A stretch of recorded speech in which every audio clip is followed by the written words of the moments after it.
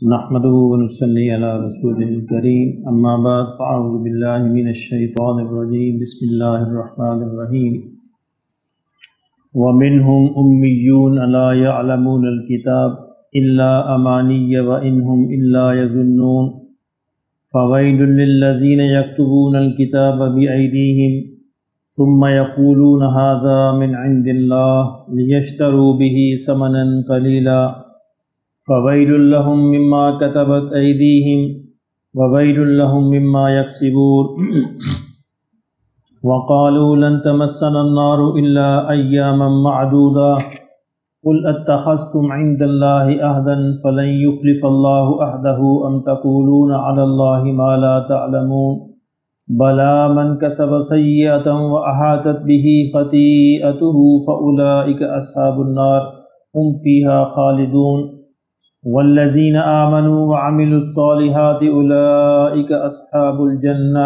هم فیہا خالدون صدق اللہ العظیم۔ کل ہم نے دیکھا کہ بنی اسرائیل میں یہود میں کچھ ایسے لوگ تھے جو اپنے پاس سے کتاب میں تحریف کرتے تھے اور اپنے پاس سے باتیں بنا کر لوگوں کو بیان کرتے تھے، اور جو تورات کے جو اصل احکامات تھے ان کو چھپاتے تھے۔ اللہ رب العزت نے فرمایا کہ تم چاہے چھپاؤ چاہے تم ظاہر کرو، اللہ سب کو جانتا ہے، اللہ سے کوئی چیز پوشیدہ نہیں۔ آج بھی اسی تسلسل میں بات ہو رہی ہے کہ وَمِنْهُمْ أُمِّيُّونَ، کہ ان میں کچھ ان پڑھ بھی ہیں، یعنی یہود میں کچھ ایسے بھی ہیں جو کتاب کا علم نہیں رکھتے، لا يعلمون الکتاب، جو کتاب کے بارے میں، تورات کے بارے میں کچھ نہیں جانتے، الا امانی، سوائے ان کی خواہشوں کے، آرزوؤں کے، وَإِنْهُمْ إِلَّا يَظُنُّونَ، اور وہ اپنے گمان کے پیچھے، اپنے بس خیالات کے پیچھے لگے ہوئے ہیں۔ اب ذرا اس آئینے میں اگر ہم اپنے آپ کو دیکھیں تو ہمارے ہاں بھی یہ طبقہ موجود ہے، یعنی بنی اسرائیل کی جو کہانی بیان کی جا رہی ہے قرآن مجید کے اندر، وہ اصل میں آئینہ ہے۔ اس آئینے میں ہم نے اپنا چہرہ دیکھنا ہے۔ ہمارے ہاں بھی اس طرح کے لوگ موجود ہیں جو کہتے ہیں کہ ہم ان پڑھ ہیں، ہم قرآن نہیں پڑھ سکتے، ہمیں اس کتاب کا علم نہیں ہے، لیکن ہماری خواہشیں ہیں، آرزوئیں ہیں کہ اللہ ہمیں بخش دے، یعنی باقی دنیا کے وہ سارے کام کر سکتے ہیں۔ آپ ذرا اندازہ فرمائیں کہ جو ان پڑھ آدمی بھی ہے ہمارے معاشرے میں، دنیا کے سارے کام کرتا ہے، اس کے لیے مشکل نہیں، دکانداری بھی کرتا ہے، لین دین بھی کرتا ہے، ڈیلنگ بھی کرتا ہے، مکان بھی بناتا ہے، سارے کام کرتا ہے، اس میں اس کا ان پڑھ ہونا کوئی رکاوٹ نہیں بنتا۔ لیکن جب قرآن مجید کی باری آتی ہے تو وہ کہتا ہے میں تو ان پڑھ ہوں، میرے لیے تو کوئی بڑا مشکل ہے، لیکن پھر بھی آرزو رکھتا ہے کہ اللہ میں یہ آرزویں ہیں۔ امانی کا مطلب ہوتا ہے کہ جھوٹی آرزو، جس کے پیچھے کوئی عمل موجود نہ ہو، جو اللہ کے ہاں قبول نہیں ہوتی۔ اللہ نے کہا کہ یہ صرف خیالات ہیں ان کے دلوں کے، لیکن یہ ان کے ہاں پورے نہیں ہوں گے۔ بہن ہے یہی صورتحال مسلمانوں میں طبقے کی بھی ہے جو یہ خیال کرتے ہیں، اور دوسرا طبقہ ان کے اندر بھی ایک ان پڑھ طبقہ تھا اور ایک جاننے بوجھنے والے طبقے تھے، اب ان کا بیان کیا جا رہا ہے۔ فَوَيْلٌ لِّلَّذِينَ يَكْتُبُونَ الْكِتَابَ بِأَيْدِيهِمْ، ایک طبقہ فرمایا ان کے لیے بربادی ہو، ان کے لیے تباہی ہو، یعنی اس میں اللہ ان پڑھ لوگوں سے بھی زیادہ ناراضگی کا اظہار کر رہے ہیں، ان کے لیے بربادی ہو، ہلاکت ہو، تباہی ہو۔ کیا کہ یکتبون الکتاب بأیدیہم، اس کتاب میں اپنے ہاتھوں سے لکھتے ہیں، یعنی خود ایڈ کرتے ہیں، تحریفیں کر دی ہیں کتاب کے اندر، جو اللہ نے بیان نہیں فرمایا اس کے اندر خود کچھ چیزیں ایڈ کر دیتے ہیں۔ ثم یقولون ھذا من عند اللہ، پھر کہتے ہیں یہ اللہ کی طرف سے، بنایا خود ہے، لکھا خود ہے، آدر خود کیا ہے، اور پھر لوگوں پر یہ ظاہر کرتے ہیں کہ یہ اللہ کی طرف سے ہے۔ لیشتروا بہ ثمنا قلیلا، تاکہ کچھ دنیاوی مفاد لے لیں، تاکہ اس کو بیچ دیں تھوڑی سی قیمت پر، یعنی کہ دنیا کا کوئی نفع لے لیں۔ یعنی ایسا حکم جو انسانوں کے فائدے کا ہے لیکن تورات کے اندر نہیں، تو اپنی طرف سے بنا دیا کہ ہاں ٹھیک ہے کوئی مسئلہ نہیں ہے۔ مقصد کیا ہوتا ہے؟ تاکہ ہمیں تھوڑے سے پیسے مل جائیں۔ آپ دیکھیں یہ طبقہ ہمارے یہاں بھی موجود ہے، موجود ہے کہ نہیں موجود؟ یعنی ہمارے ہاں بھی طبقہ موجود ہے، اس طرح کے مولوی، اس طرح کے عالم، علماء سو کہتے ہیں ان کو، جو پیسے دے کے فتویٰ دے دیتے ہیں، کوئی مسئلہ نہیں ہے ان کے لیے۔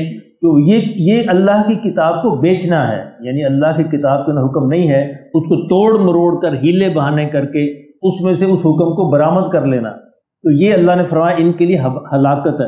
جس کو اللہ ہی ہلاکت کہہ دے، اللہ ہی بربادی کہہ دے، تو وہ اس کی تو کامیابی ناکامی میں کوئی شک نہیں ہے، تو یقیناً ناکام ہوگا۔ فرمایا فویل لہم مما کتبت ایدیہم، اللہ نے کہا کہ صرف اس کے لیے بربادی ان کے ہاتھوں کے لیے بھی جو ہاتھ لکھتے ہیں اس کو، وویل لہم مما یکسبون، اس کے لیے بربادی جو انہوں نے کمایا، یعنی اس کے بدلے میں جو انہوں نے کمایا وہ بھی جہنم کا ایندھن بنے گا ان کے لیے، وہ بھی جہنم میں لے جانے کا باعث بنے گا، وہ بھی ہلاکت کا باعث بنے گا۔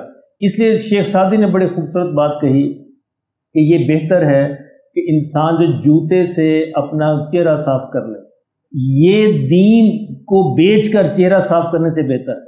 جب بندر نچا کے اپنے آپ کو پال لے انسان، یہ بہتر اس سے کہ دین کو بیچے، تو یہ بہتر، یعنی بندر نے چاہ رہا، سب کو پتا ٹھیک ہے دنیا سے دنیا کما رہا ہے، یعنی دین سے دنیا کمانا یہ انتہائی ہلاکت کا باعث ہے۔ دنیا سے دنیا کما رہا ٹھیک ہے، کوئی مسئلہ نہیں ہے، تو یہ کوئی چیز نہیں ہے، تو اللہ ہمارے حال پہ بھی رحم فرمائے اور ہماری حفاظت فرمائے۔ یہ طبقے، دونوں طبقے موجود ہیں، یعنی ان پڑھ طبقہ بھی موجود ہے جس کے ہاں قرآن صرف ایصال ثواب کے لیے، قرآن صرف مردوں کو بخشانے کے لیے، قرآن صرف تعویذ دھاگے کے لیے، پھونکے مارنے، اور کوئی کام نہیں ان کا۔ قرآن اس لیے نازل تھوڑا ہوتا ہے، یہ تو ضمنی چیزیں ہیں، ضمنی فائدے ہیں۔ قرآن تو ہدایت کی کتاب ہے، تو اس کو پڑھا جائے، سمجھا جائے، عمل کیا جائے۔ اور دوسرا طبقہ جو ہے جو اپنے فائدے کے لیے اس کو بیچتا ہے۔ وَقَالُوا لَن تَمَسَّنَا النَّارُ إِلَّا أَيَّامًا مَّعْدُودَاتٍ، اور یہ کہتے ہیں کہ ہمیں آگ نہیں چھو سکتی سوائے چند دنوں کے۔ اب دیکھیں یہ مسلمان بھی کہتے ہیں، یعنی پورا آئینہ موجود ہے۔ اس لیے بنی اسرائیل کی کہانی کا مقصد یہ ہے، یعنی بنی اسرائیل یہ کہتے تھے کہ ہمیں آگ نہیں چھو سکتی، اگر چھوئے گی بھی تو چند دن۔ مسلمان بھی یہی کہتے ہیں کہ ہمیں آگ نہیں چھو سکتی، جائیں گے بھی تو بس نکل جائیں گے، کیونکہ ہم مسلمان ہیں۔ لیکن مسلمان تو ہیں، کیا ہمارے گناہوں کی وجہ سے ہمارا ایمان سلامت ہے؟ یہ مسئلہ ہے۔ اگر تو ایمان سلامت ہے تو پھر امید کی جا سکتی کسی نہ کسی دن جہنم سے نکل آئیں، کیونکہ جہنم سے نکلنے کے لیے ایمان کا ہونا ضروری ہے۔ لیکن اگر ایمان ہی سلب ہو گیا، یعنی بعض گناہ ایسے ہوتے ہیں ان کی نحوست سے ایمان ہی سلب ہو جاتا ہے، ایمان ہی ختم ہو جاتا ہے۔ دنیا میں انسان سمجھتا رہتا ہے کہ میں مسلمان ہوں، لیکن اللہ کے رجسٹروں میں وہ مسلمانوں کی فہرست سے خارج ہو چکا ہوتا ہے۔ تو اللہ ہمارے حال پہ رحم فرمائے۔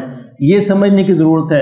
قُلْ أَتَّخَذْتُمْ عِنْدَ اللَّهِ عَهْدًا، اللہ نے فرمایا ان سے ذرا پوچھو کہ کیا تم نے اللہ سے کوئی عہد کر لیا ہے، یعنی کوئی کہتے ہیں نا پنجابی اسٹام لگا لیا ہے، یعنی اللہ سے کوئی عہد کر لیا کہ اللہ نے تم سے وعدہ کیا ہوا ہے۔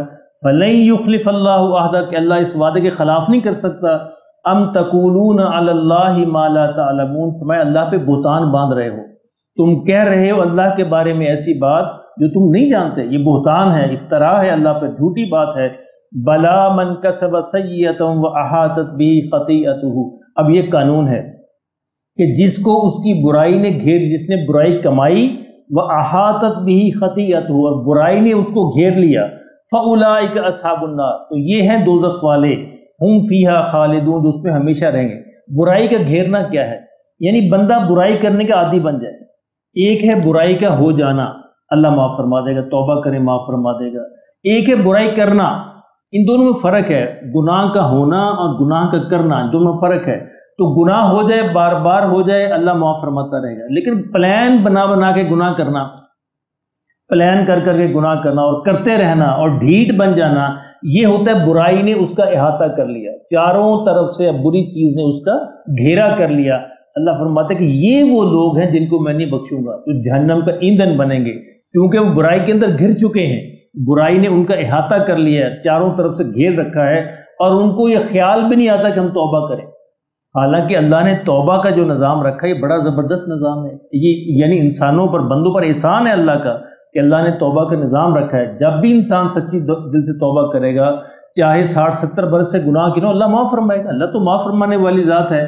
لیکن جب برائی احاطہ کر لیتی ہے تو انسان کو توبہ کی توفیق ختم ہو جاتی ہے، وہ توبہ کرتا ہی نہیں۔ ان میں سے ایک وجہ یہ ہوتی ہے کہ انسان گناہ کو گناہ سمجھنا چھوڑ دیتا ہے، یعنی گناہ کرتا بھی ہے اور گناہ کو گناہ سمجھنا چھوڑ دیتا ہے، پھر کیوں ہے، کر لے، کوئی مسئلہ نہیں۔ لیکن اگر گناہ کو گناہ سمجھ سے کیا جائے گا تو کسی دن اللہ توبہ کی توفیق دے دے گا، کیونکہ وہ گناہ سمجھتا ہے، جب سمجھتا ہے توبہ بھی کرے گا۔